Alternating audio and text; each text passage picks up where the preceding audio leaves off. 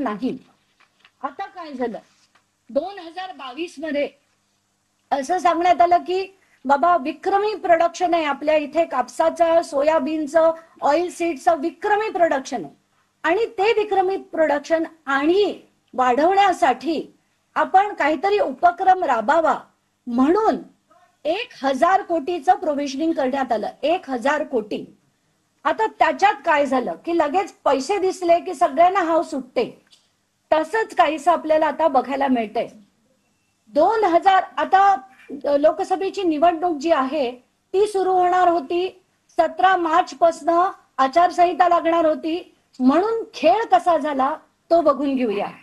12 मार्च 2024 रोजी एक GR निघाला आणि त्याच्यात असं सांगण्यात आलंय की कृषी आयुक्त जे आहेत त्यांना आपण नियंत्रण अधिकारी बनवू.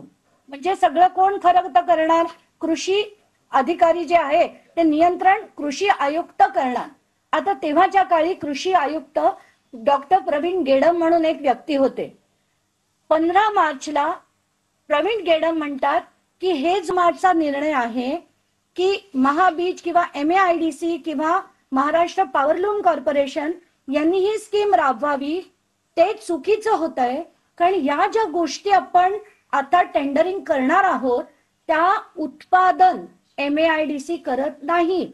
MAIDC जर उत्पादन करत नाही तर या DBT खालीच गेल्या पाहिजेत असं स्पष्ट मत त्यांनी मांडलं. किती तारखेला? 15 मार्चला. आणि असं असताना पुन्हा त्यांच्यावर काय झालं असेल मला माहित नाही, पण 15 मार्चला त्यांनी असंही लिहिलंय की याची पूर्ण माहिती ती मंत्र्यांना दिली गेली आणि मंत्र्यांना सगळं सांगण्यात आलं की हे जी गोष्टी आहेत हे महाबीज किंवा MAIDC बनवत नाही. त्यामुळे कंपल्सरीली आपल्याला DBT म्हणजे थेट शेतकऱ्याच्या अकाउंट मध्ये आपल्याला हे पैसे द्यायला हवे.